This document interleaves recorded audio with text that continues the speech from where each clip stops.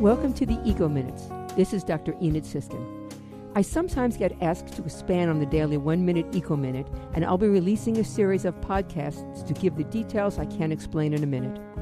In the last EcoMinutes, where I started on my top 3 New Year's resolutions, I discussed how and why you should resolve to eat lower on the food chain to reduce your greenhouse gas emissions and lower your contribution to climate change.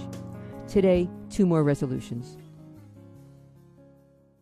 Resolution number 2 is to use less plastic. After climate change, one of my biggest environmental concerns is plastic pollution and the use of single-use plastics. Although not all plastics are bad and many are essential, most single-use plastics would not fall in that category.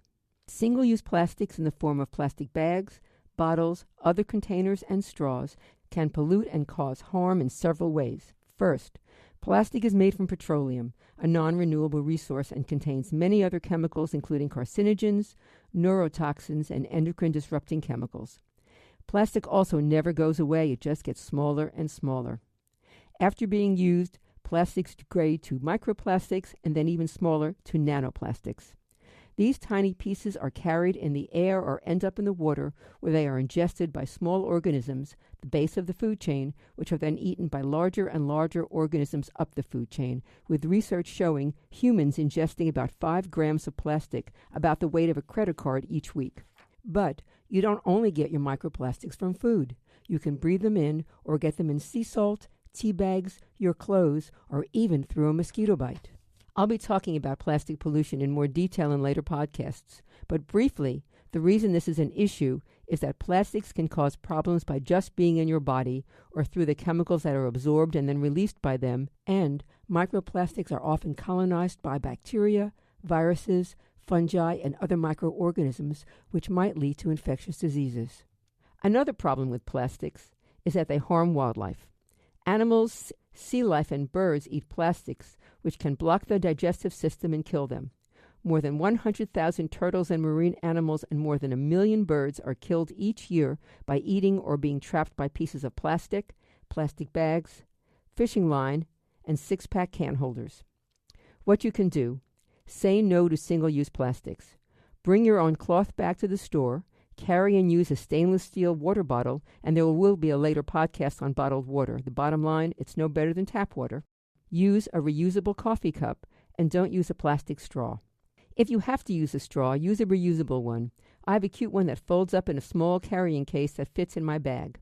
When I'm at a restaurant, I generally tell the server to ask rather than automatically giving everyone a straw with their drinks. Yes, I am rather insufferable to have dinner with.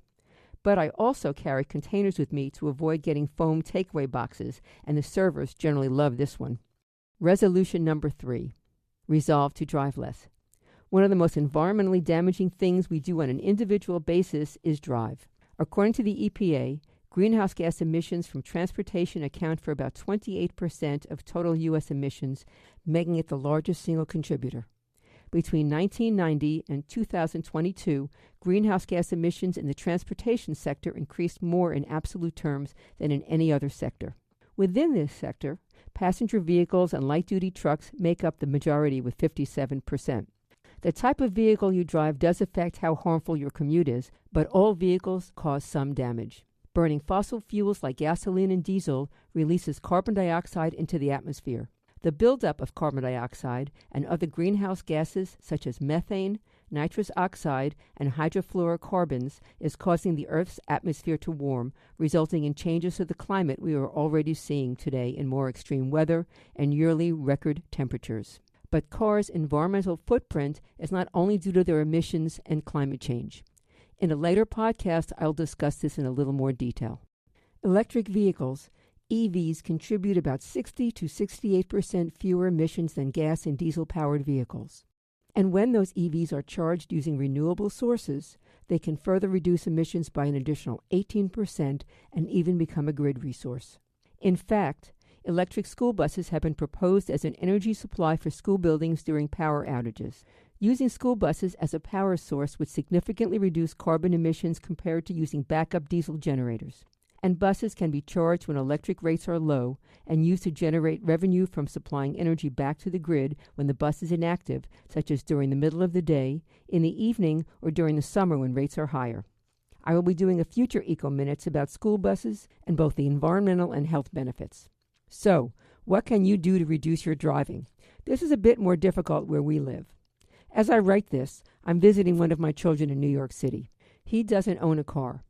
We've done virtually all of our traveling by subway, train, bus, or on foot. In fact, it's rare that I don't get all my steps in when I visit either of my children who live in big cities. When I lived in New York, I used to get a lot of work done or read a book on the train. Now I read or do crossword puzzles on my phone. An interesting fact that they share on each train ticket is how many pounds of carbon each trip offsets. In Northwest Florida, we have no public transportation that is easy for everyone to use. Yes, Escambia County has ECAT, but I can't ride it from Santa Rosa County. I'll be honest. If I could get on a bus or van and be a passenger going up to the university every day, I'd jump at it. There used to be a bus in northern Santa Rosa County, but the commissioners at the time were incredibly short-sighted and refused to pay what was a relatively small amount to continue it. So without a good public transportation system, what can you do to reduce your greenhouse gas emissions? First, just drive only when necessary. I live about 1.5 miles from a supermarket, and I often walk it when I only have a few things to buy. Most of my bigger shopping trips are on my way home from work.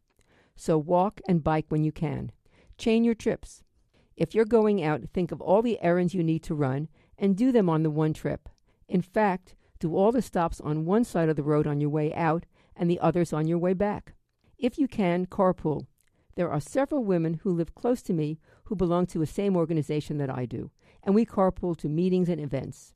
It makes the trip feel a little shorter, and there are more sets of eyes watching the road. Last, drive the lowest emission car you can. I currently have a hybrid, but will certainly consider an electric vehicle when I'm planning for my next car. The next few podcasts will be about plastic. If there's a topic you've heard on the EcoMinute that you'd like me to examine in more detail, or an environmental issue that you'd like to learn more about, email me at ecominute@wuwf.org. For more information and the references for this podcast, go to wuwf.org/eco.